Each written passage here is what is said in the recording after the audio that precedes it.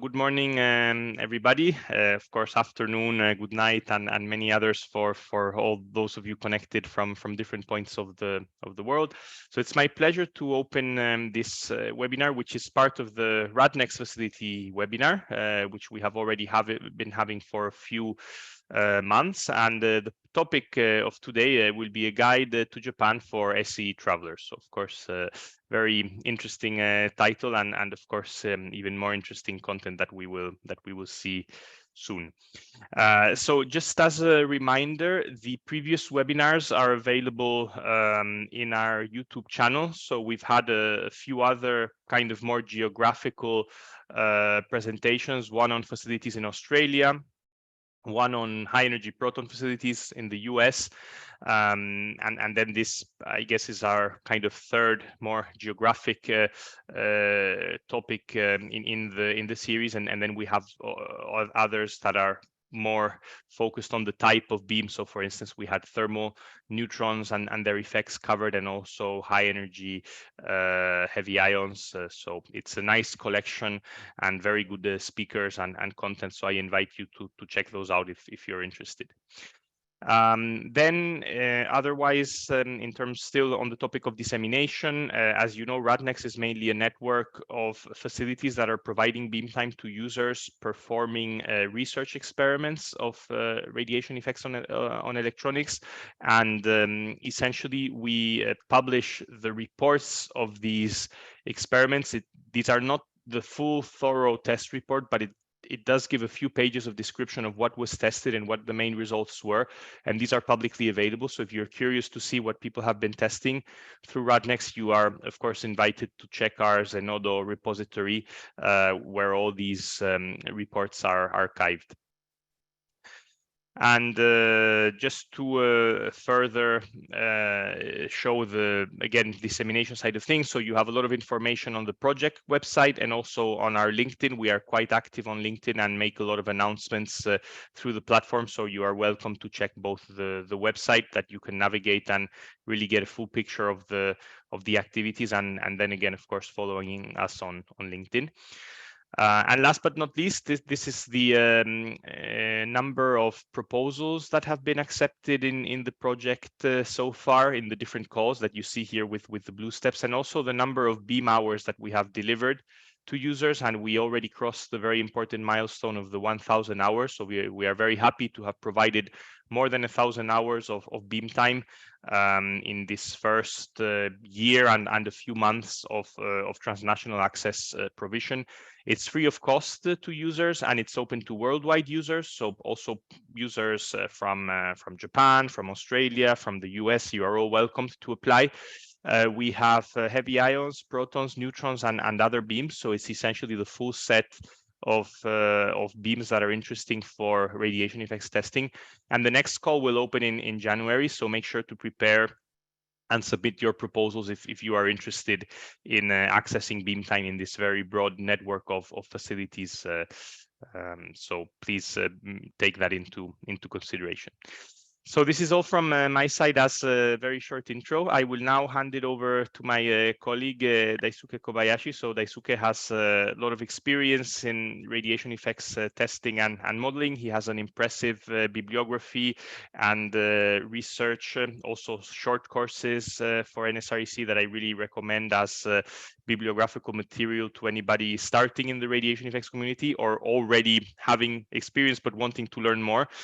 So it's a true pleasure to have Daisuke from JAXA with us, and he will be introducing further the topic of today and also the speakers on the two presentations. So Daisuke, I hand it over to you. Thank you very much. Yeah. Thank you, Ruben. So let me have a presentation material. Just a moment, please. Sure.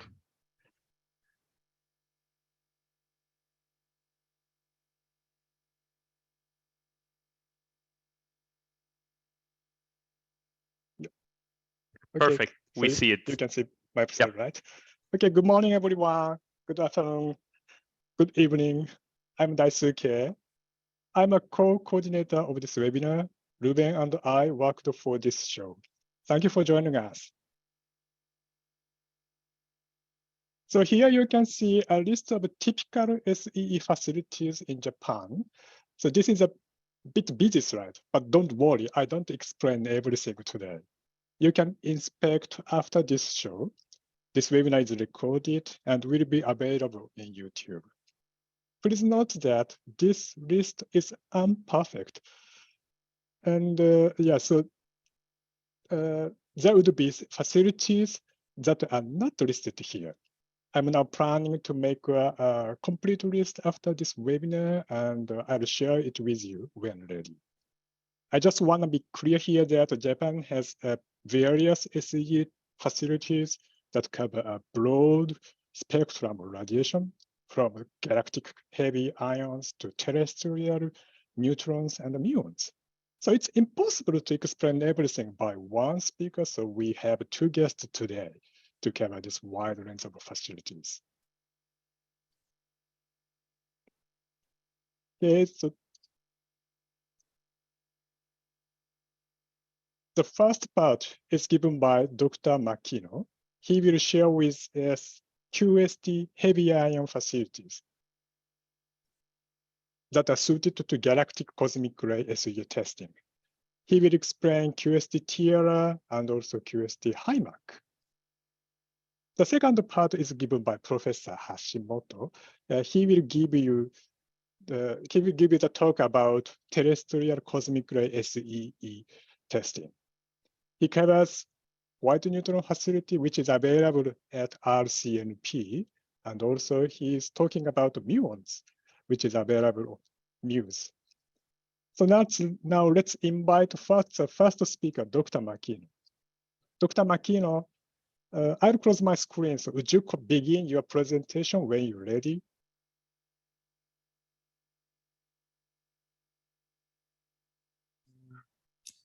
Okay.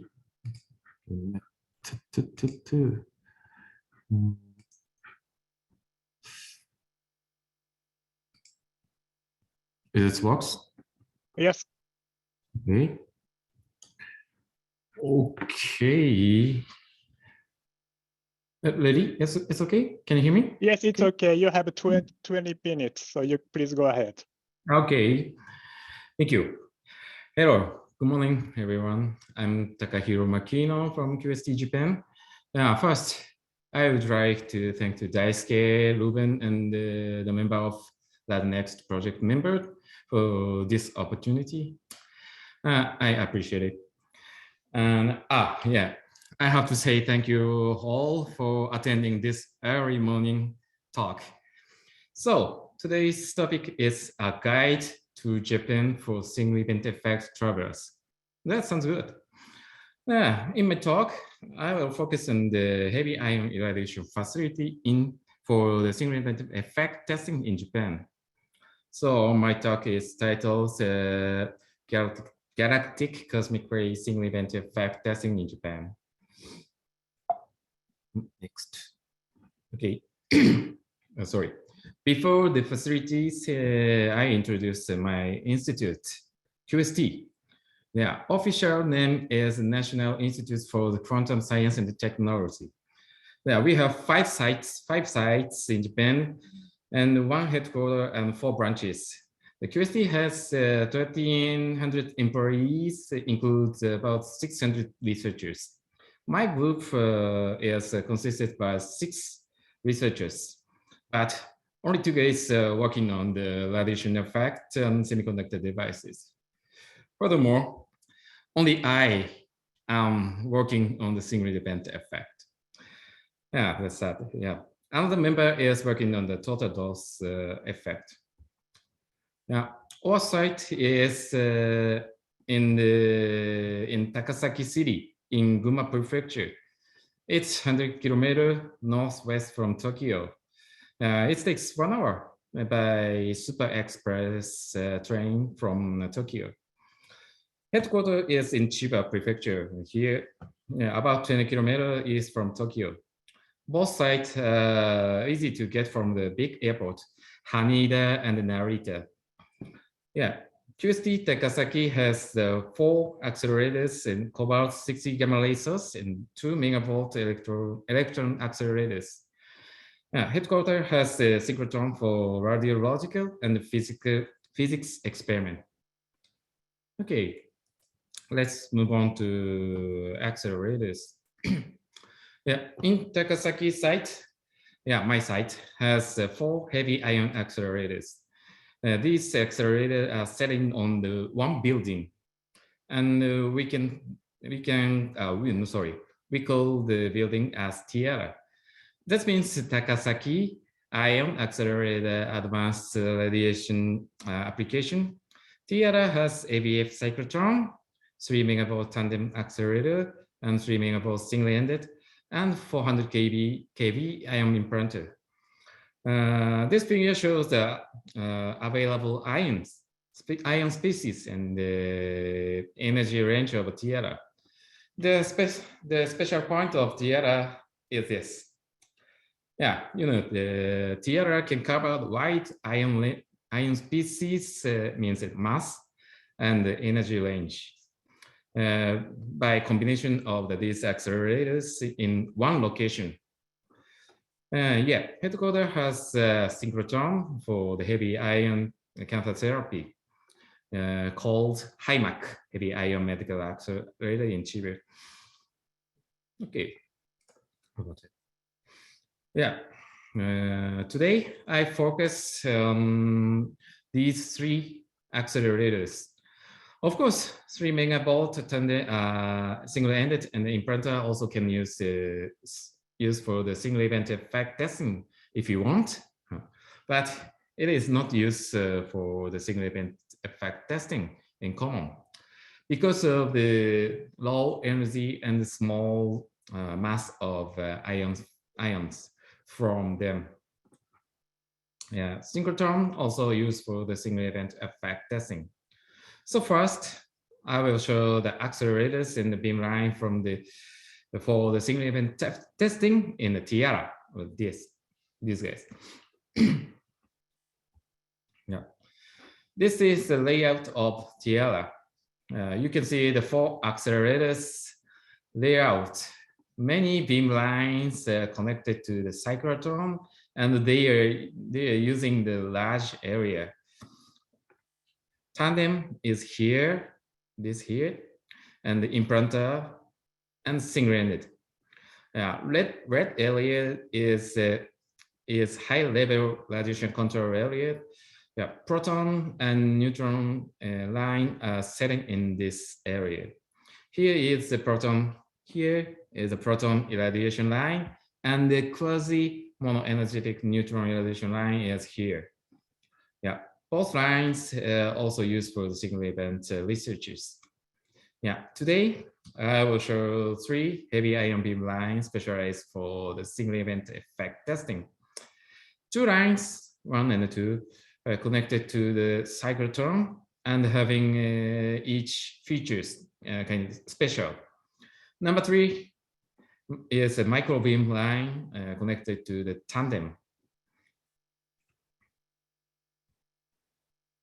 This is the AVF cyclotron in TIARA. Size of this cyclotron is about 5 meters square and about 3 meter height. This accelerator can accelerate many ions like this. For the single event testing, this ion set are frequently used. This is a cocktail beam set, and the cocktail beam is the powerful tool for the single event effect testing. Normally, you can use the single ion species and the single energy in an experiment because the change of the beam parameter is a big time penalty for your beam time. But we can use the other beams from cyclotron in 10 minutes. 10 minutes. Detail of the technique is written here. Cocktail beam technique here. Yes. Ion with the same mobile Q and the same. Anyway, so sorry, I'm not specialist of cyclotron. Please check the Wikipedia to know the more detail of this technique. Anyway, sorry. this beam set can cover enough LET range for the single event effect testing. Ion range also enough for the silicon devices case. If you wanted to obtain the data point on the higher LET, you can use this beam additionally. Yeah, this is not a member of this cocktail beam set, so you have to get one more experiment schedule. Okay, the beam lines.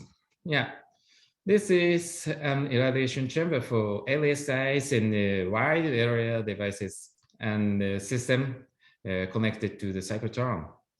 Yeah, this chamber is owned by JAXA.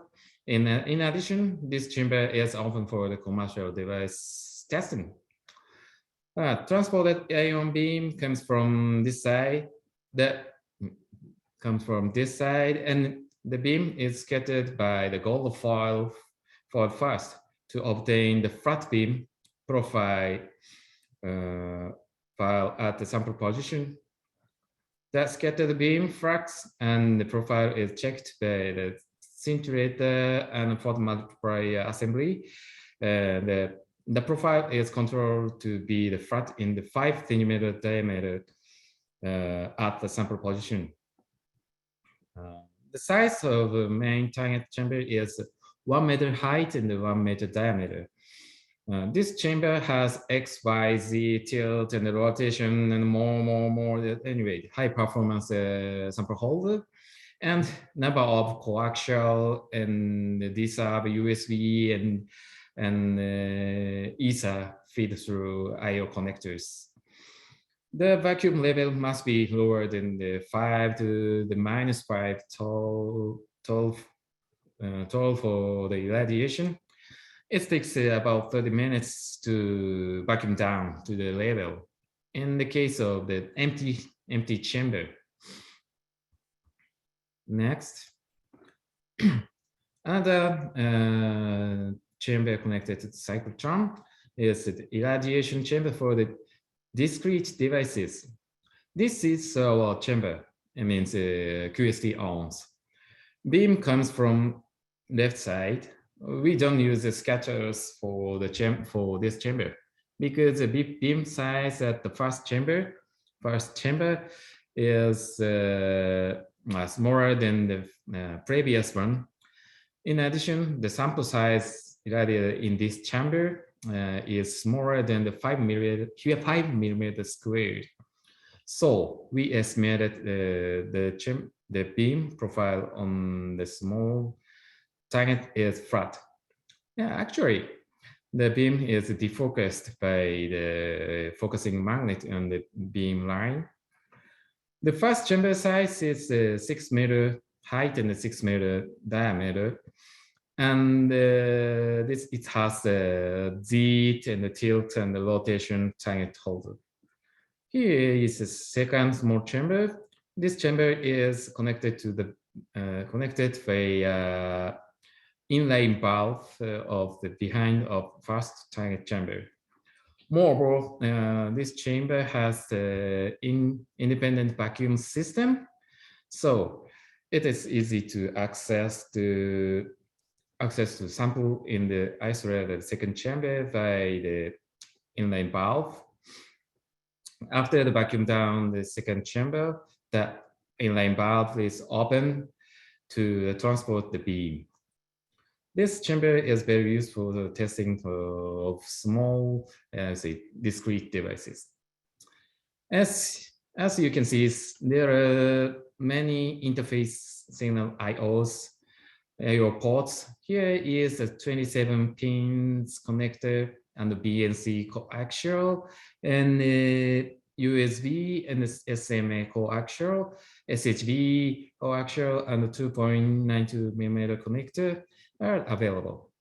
These IO available for second chamber as well.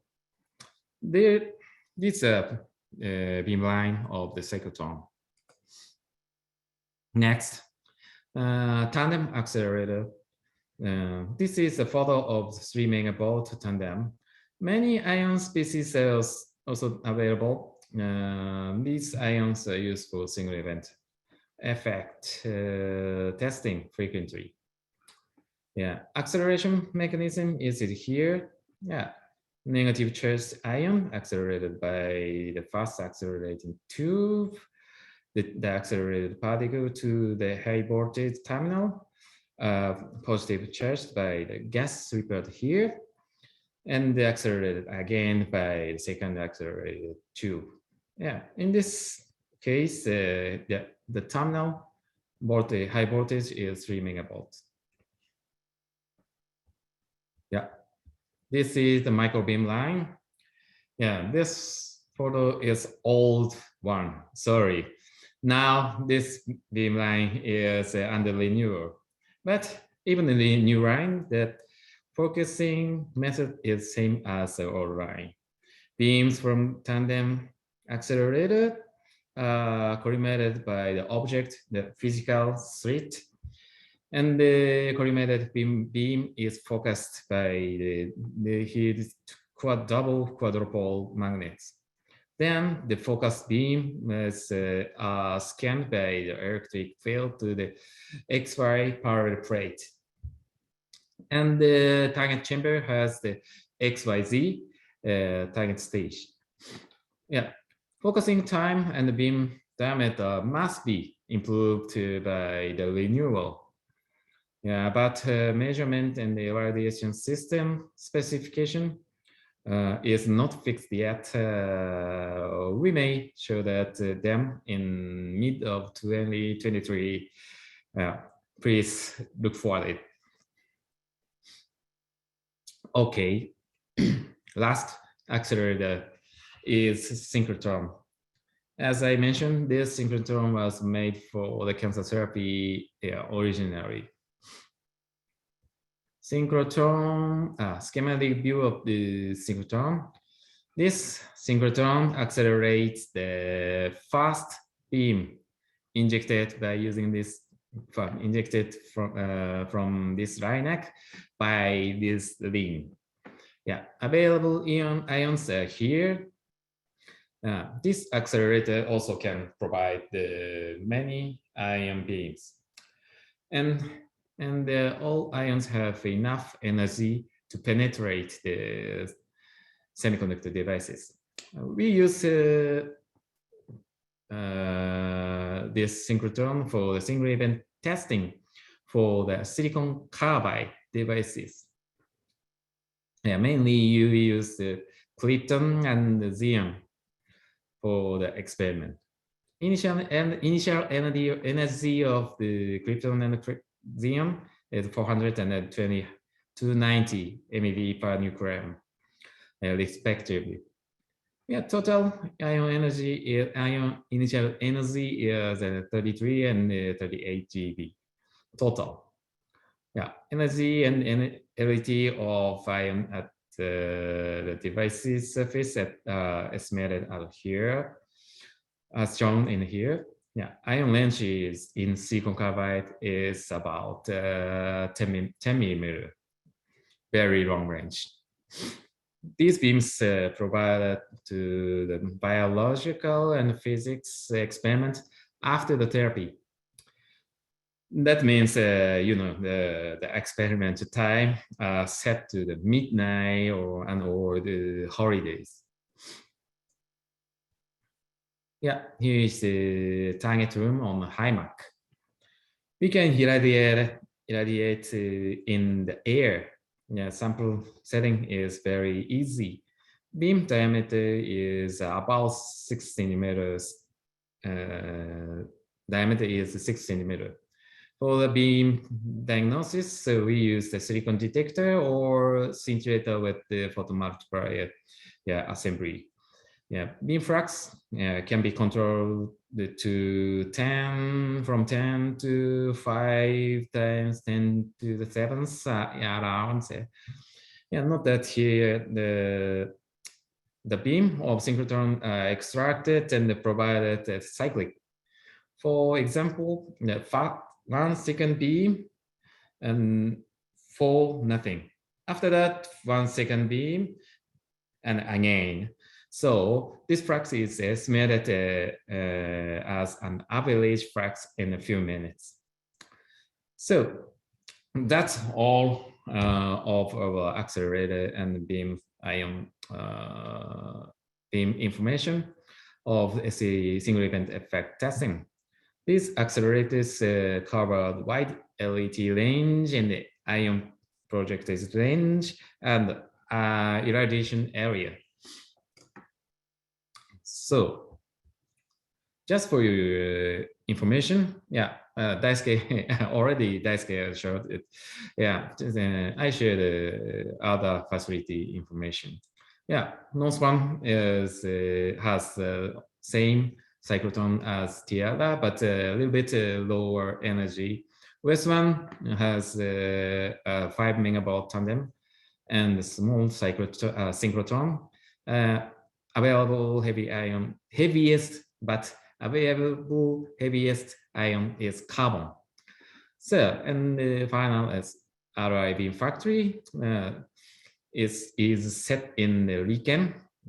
They have 4 accelerators and provide these beams by using this combination of the 4 accelerators.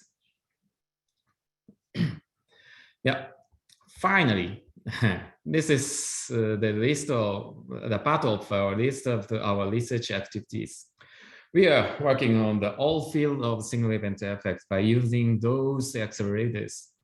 And we covered the single event effects for many materials. Here it's the single event effect and the single event transient field. We have many collaboration works with the Professor Daisuke Kobayashi. And as I said, that is recent my main work, single event effect and single event gate rupture on silicon carbide power MOSFETs.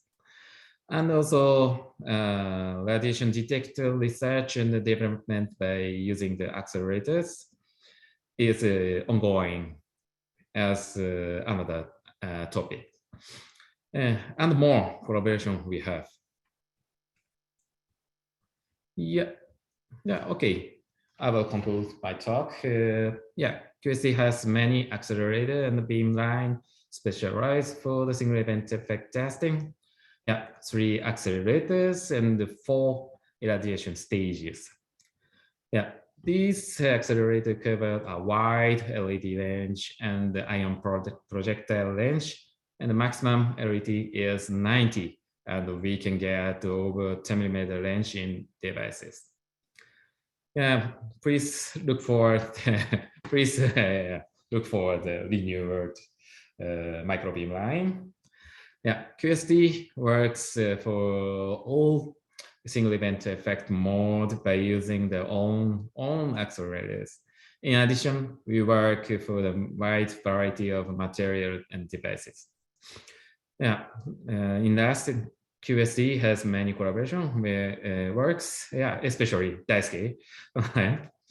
Okay, and the last, we welcome you to visit Japan and QST. Okay, thank you for your attention. That's it. Thank you, Dr. Makino, and thank you keeping the time schedule. Okay, so now we have 10 minutes discussion time. So if you have questions and comments, please raise your hand on the Zoom function. Maybe, Daisuke, I propose that we maybe go to the other talk and have the questions together in the end, if that's okay. Yeah, it's okay. So let's move to the next speaker. Perfect. And for those of you with questions, because I'm sure you have some, I have at least a couple. Please keep them in mind, and like this, we can bring them also after the next talk. So thanks. All right. So please don't forget your questions. Okay, let's move to the next one. Thank you.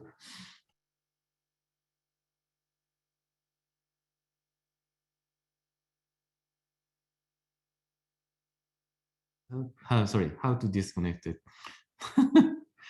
Are you a Mac user, right? Yeah. I think you should see the option of stop sharing. Either Below. You can see a red button on the top of the presentation. Okay. About how to say this? No. Perfect. That's okay. Yep. Okay. Thank you. Okay, so Professor Hashimoto, would you connect your screen? Yeah. Yeah, I can see here. All right, so please start your talk when you are ready. So the next speaker is Professor Hashimoto, so please go ahead. Okay, thank you for the introduction, and also thank you for giving me a chance to introduce the facilities in Japan. I'm working on the SEE characterization, especially focusing on the terrestrial environment. So today I'd like to share my information for the neutron irradiation and then muon irradiation. Okay, so here, let me start with the Japanese map. So here, today I would like to introduce the RCNP white neutron facilities at Osaka University. And also, I'd like to introduce the muon beam facility at J-Park. Both are quite, how to say, popular all over the world, I think.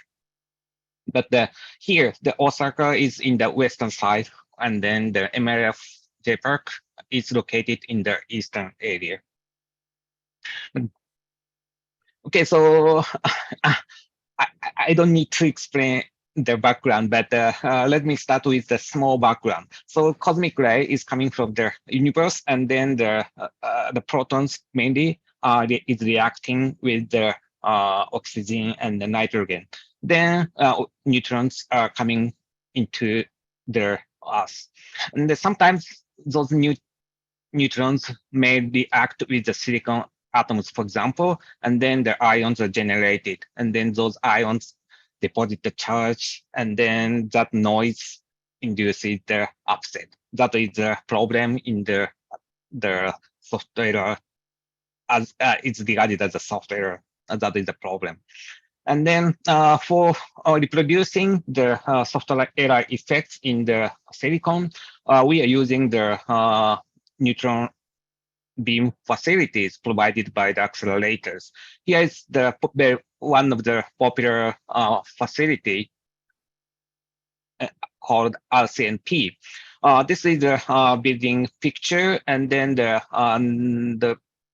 this is the floor map of the building. Basically, RCNP has the two accelerators, AVF accelerators and ring cyclotron accelerators. They are connected in series, and then they can produce the 400 MeV protons. Then that proton is used for generating the neutron beam. The left bottom figure shows the how do you say, the experiment site. Basically, this blue box is the collimator for neutron, and then neutron is coming from this hole. And this is the beam stop, a neutron stop. And then we can have the space for experiment here around the 2 meter. We usually set up the DUT balls around here, and also we locate the measurement equipment, for example, 5 meter distance from the locations for avoiding any how do you say, abnormal behavior of the measurement equipment.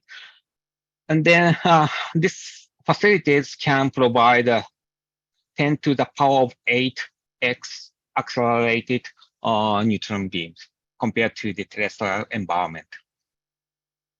Okay, so for the 5 neutron facilities, the beam energy spectrum is a very important factor. And then this figure explains the neutron energy spectrum provided by RCNP. Here, this green dot line is the energy spectrum on the Earth. And then this blue one is the energy spectrum of RCNP. And you can see that the green lines and blue lines are well correlated from the 1 mega electron volt to the 400 mega electron volt. So that's why the RCNP white neutron is very suitable for the terrestrial applications. On the other hand, neutrons are generated by the 400 mega electron volt protons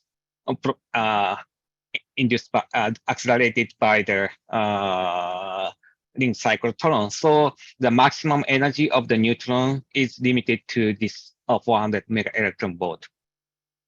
But generally speaking, the cross section of the such high energy point is almost constant. So I think that does not matter. That means that this difference does not matter so much.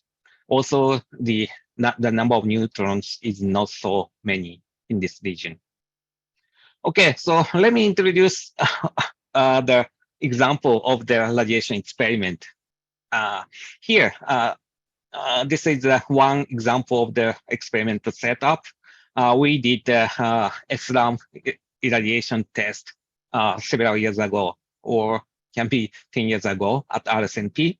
And this is the DUT setup. So this is the beam exit, and then the 8 bolts are irradiated simultaneously. In each bolt, we have 4 chips. So, and then at that time, the flux of the beam was the 2.4 times 10 to the power of 9 centimeters. Yeah, this flux. Okay, so this is just an example of the measurement result. This result is not very important in this webinar, but you can easily imagine what kind of the experiment can be done. So x-axis is the supply voltage and y-axis is the soft error rate. So and then you can see the error rate increases as the supply voltage becomes lower. And also this SER can be mapped into the actual exact number using the acceleration factor by counting the number of neutrons irradiated. And also we can classify the errors into the single bit offset and multiple cell offset by analyzing the measurement result. But one of the important points can be the MCU, because the MCU cross section may depend on the, how can I say it, the neutron energy, especially for the high energy parts. So RCNP can include the over 100 mega electron volt neutrons. So I believe that can be helpful to reproduce the large MCUs that can be observed in the terrestrial environment. Here, this is the example.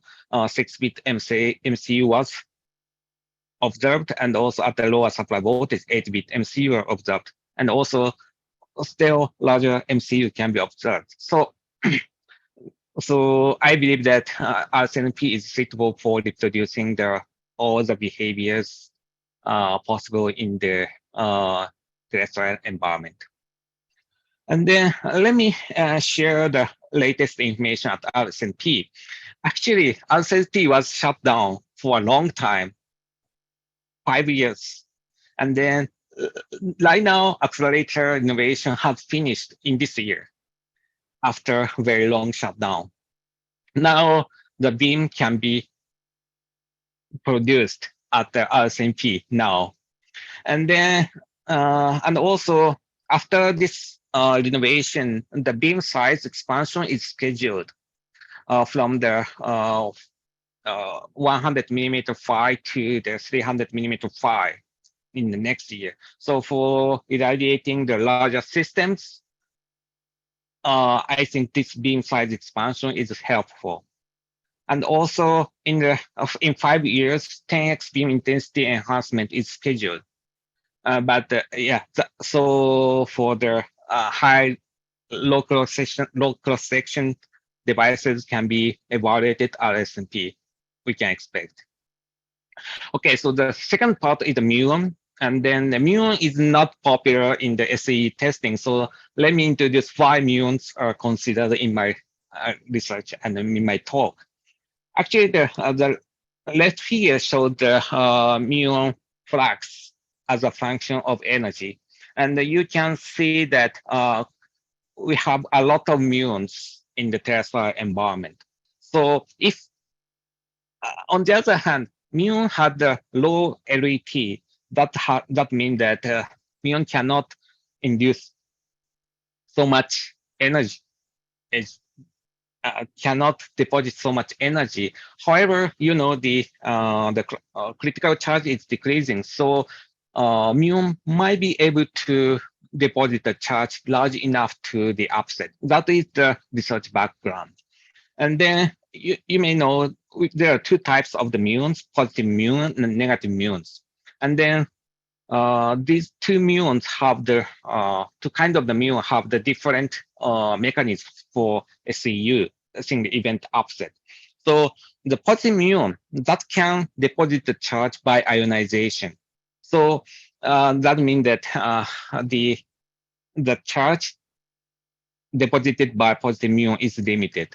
On the other hand, negative muon have the 2 mechanisms. One is the ionization, that is the same with the positive muon, but the negative muon had another mechanism to cause to induce upset. That is called muon capture. So very slow negative muon is coming here, and then this muon can be captured by the nucleus. Then the nuclear reaction happens, and then the secondary ions, like the protons, alpha particles, can be generated. So these protons and alpha particle can have the larger LET compared to the muon itself. So that's why the this muon capture can deposit the large charge large enough to cause upset. That is the research background. On the other hand, before our experiment, the impact of the negative muon capture has not been studied in experiment. Simulation papers existed, but no experiments. Then we plan to have an experiment at MUSE in JPAC MLF. This is a floor plan of the MLF facility in JPAC. JPAC is a very big beam complex, so you can find a lot of beams here. And then the muon beams are available in this area. And basically, this D1 and D2 are suitable for the SEE testing. The left picture shows the D2 line. That is quite how can I say, large space. And then you can see the muon beam is coming from the top to the bottom. And then this irradiation can be done in the vacuum or in the atmosphere. So in this example, we did the experiment in the atmosphere. So the biggest feature of the this beam line is the high intensity for both positive and negative muons. That is a good thing. And then these muons are generated as follows. Pions are first generated through the nuclear reactions between the 3J proton beam and the graphite target. Then the pions decay into muons in the superconducting solenoid magnet, and then the beam is transported to the beam site. Okay, the momentum is below the 50 mega electron volt per C. The momentum is in this region, and then this momentum can be changed instantly. So we can sweep the momentum. We can change the momentum very quickly and then do the experiment. That is a good feature for us. And also the momentum splitting is like the sigma is 5%. And then our measurement result has a good agreement with this number. And also the pulse beam is provided. So single pulse or double pulse, but anyway, the pulse beam is provided. And then this frequency is 25 hertz. In this month, we did the experiment at this design, and at that time, the 8 times 10 to the power of 6 muons per second. That beam intensity was provided there. Okay, so this is the example of the setup. Here is the beam exit, and then we located the collimator here to cut the beam. And then here is the DUT board, and then this collimator cut the beams for adjusting the size and shape for this DUT board. And also we placed the plastic scintillator here to count the decay electrons to estimate the muon numbers. This detector is optional, and then this is not necessary for the ordinary SEE testing. And then this is another view of the experimental setup. This is the collimator and the DUT board here. And then what we did is that we irradiate the muons like this, and then we change the momentum of the muon beam, and then we identify the beam momentum, but that how can I say, the muon stops inside the chip near transistors. At that time, the muon capture happens more frequently, and also for the ionization, the largest LET can be expected in these configurations. And then we obtained several measurement results, and this is one example. Blue line corresponds to the SER for the negative muon, and this is the positive muon. So we can clearly see that the negative muon cross-section is much larger than the cross-section of the positive muon. The reason is that the negative muon had the muon capture process for the SEE that is contributing to the SER significantly. This is another example of the result, and then this is the single bit offset rate, and this is MCU rate. And then you can see that negative muon can produce the MCUs. On the other hand, positive muon cannot produce the MCU. So that is a huge difference between the negative muon and positive muon. Okay, so let me conclude my talk. So I introduced the two facilities for terrestrial SEE testing. The first one is RCNP white neutron at Osaka University. And then for white neutron, and the acceleration factor is 10 to the power of 8.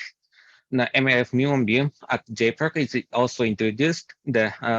Both positive and negative muons can be provided. The momentum is up to the 50 mega electron volt per C, and then the muon count is 8 times 10 to the power of 6 muon per second.